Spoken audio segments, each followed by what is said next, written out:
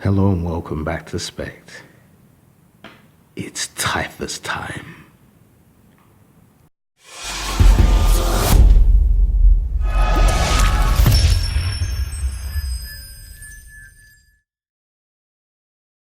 Okay, so we are on number 54.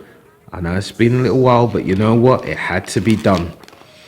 I've been waiting for this particular model for a long time.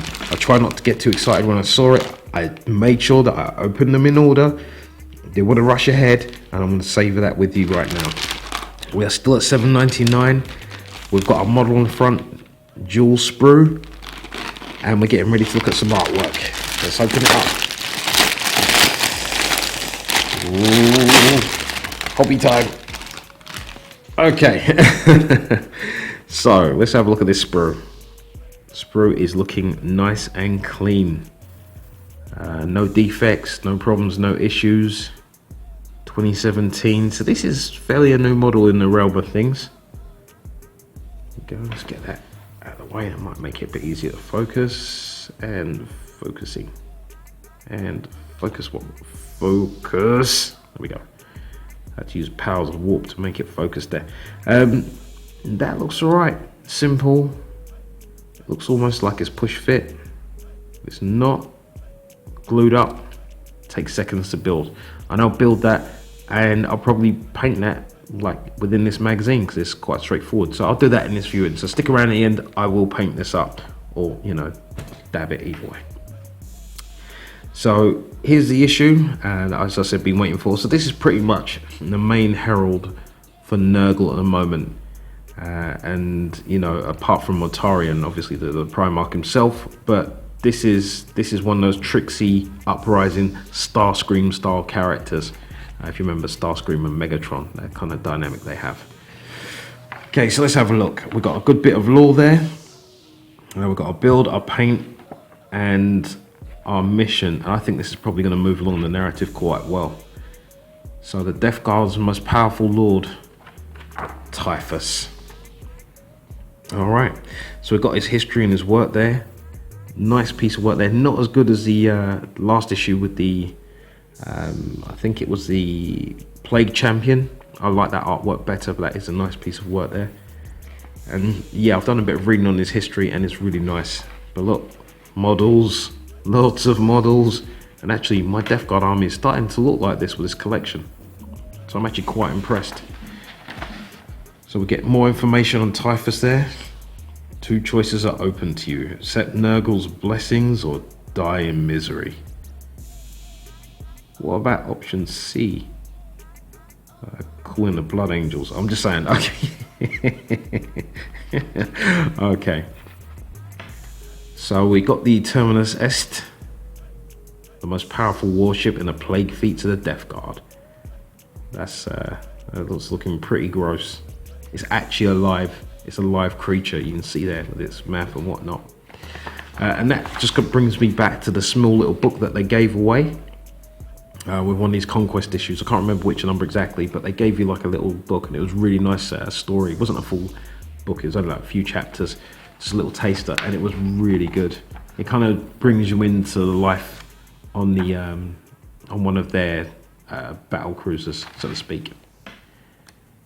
So we've got information there, vessel's corrupted and it's alive. I mean, like some of the descriptors they had in there was like the vessel itself was pulsing and alive on the inside, in some places wet and slimy, and then it would change, and no matter how much they cleaned it, it just always remained rusted and corroded. And people would get lost for days, and the people which was there didn't mind because they was full of plague and they were living on plague and the plague was living on them. So they can spend thousands of years just walking around in circles.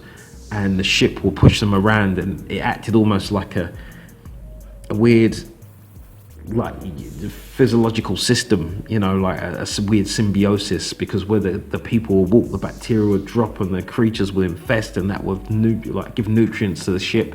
It's just gross. Okay, Chronicles of Blood. Well, Blood Angels, I told you, Blood Angels. You see, that's why they put this in here. Okay, so we've got more lore on Blood Angels.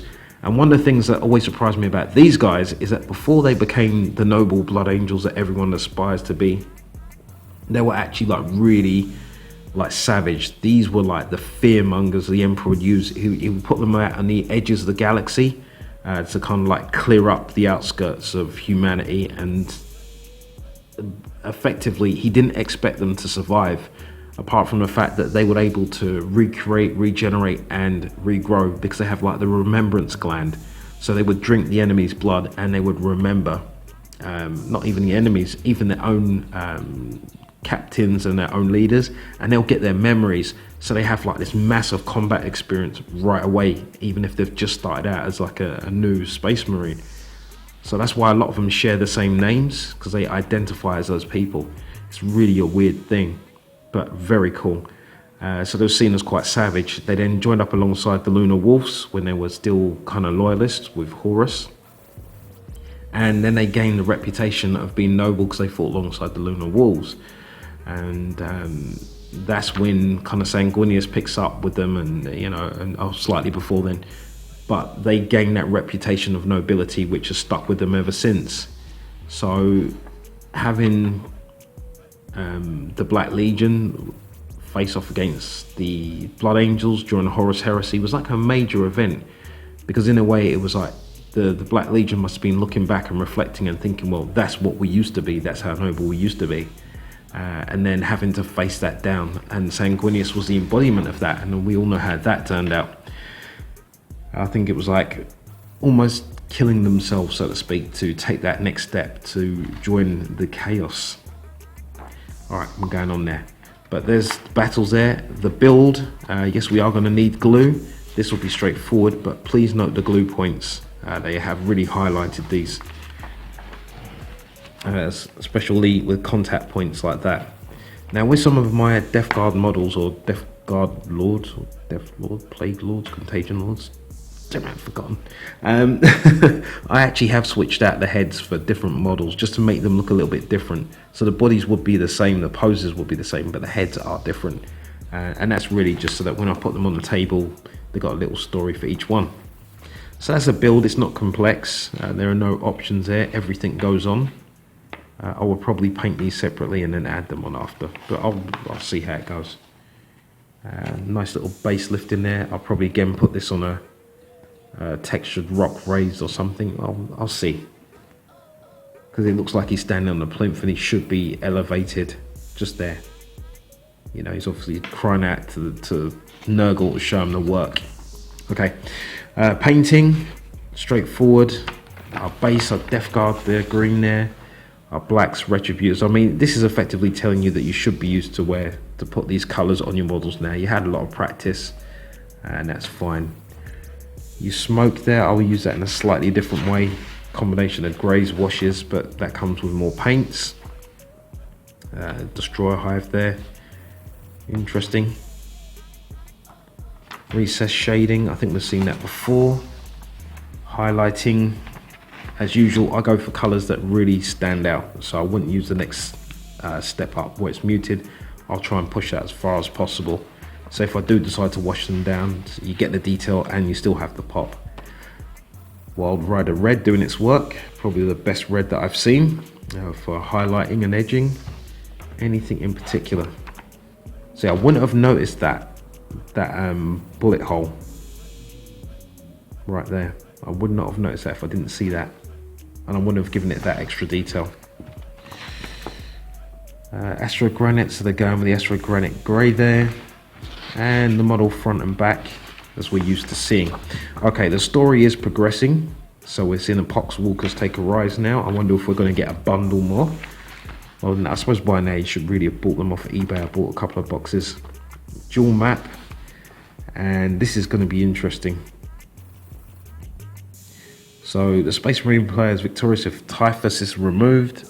And the Death Guard is successful if Typhus survives. 5 battle rounds. Yeah, okay, let's have a quick look at Typhus's stats here. Let's have a look. Man Reaper, AP -3, strength +3, damage 3. That eliminates Primaris right away. Blight grenades if you need it. Destroyer hive. Always hits on a 5+. I've seen that rolled out, and sometimes it can do well. I mean, on 2d6, Okay, he got 4, no, yeah, 4 on average, 4 hits on average. Okay, discuss the resilient, death to the false emperor, host of the destroyer, hive, teleport strike, terminator armor, cataphracti. Okay, he's got 2 psychic powers, there we go. Okay, so if he's got 2 psychic powers and he's got that increase of the Poxwalker's strength and toughness by 1, they effectively become like Space Marines. So they go up from 3 to 4. He stays behind them. He can't be targeted as a character. They have to take out the Poxwalkers first. Yeah, he should be able to survive 5 rounds. I don't see the problem there. Okay, so I would give this one to the Death Guard. I had a little pause there, man. Again, it's so late. So Death Guard, but then again, saying that, you have got those aggressors, but they're flame aggressors and they're not bolt storm aggressors. If they're bolt storm aggressors, this would be game over. But yeah, okay, I'm gonna go with Death Guard on this one. Just why not? Why not? Okay. So I want to test out these battles a bit more. I know it's been a while. But that issue is quite simple. What I'll do is I'll put together the model and I'll paint it up and I'll bring it back. We can have a look at that. This is what I did with Typhus. It didn't take that long. And I really like his destroyer hive just there. Took me a little while. But I more used washes to make that happen. So it's a combination of white dry brushing and then just dropping some washes on top there. I did use the gem blue to give it like a kindness effect for the hive and swarm itself. Started out with the base like how I did the tank, and I think that's worth watching to see how to do that. And once I'd done that, same as a plague burst crawler, I then picked out my goals and highlights. And that was crazy good fun. Totally uninterrupted Typhus time. Let's get back to the magazine. Right, okay, so that's the model. It looks pretty sweet and I want to be using that quite often. I still want to use all my Lords of Contagion and I still want to use my the other 2. So I'll figure out a way that I can use them and theme it around slow moving up. I don't know right now. I'll play with that idea. Either way, we have our Terrain Edition, and this issue 56, is one of the most major issues because you're going to be getting 2 Lieutenant models here and here. So if you can pre-order or get your hands on this will be a thing. Probably by the time this video goes up, I think that this might already be out. And I will pre-order myself maybe an additional 2 copies. And I'll get one with the Conquest so I can put this guy with my Sons of the Phoenix and a couple of those guys and maybe do a giveaway. I can't guarantee. And we've got a nice squad there of 5 intercessors. I think that's going to work well. Either way, that's been Spekd. I've enjoyed my time. I hope you've enjoyed your time and my brain freezes. It happens when you're spending this much time awake. Either way, this has been Spekd. Enjoy your hobby time. PC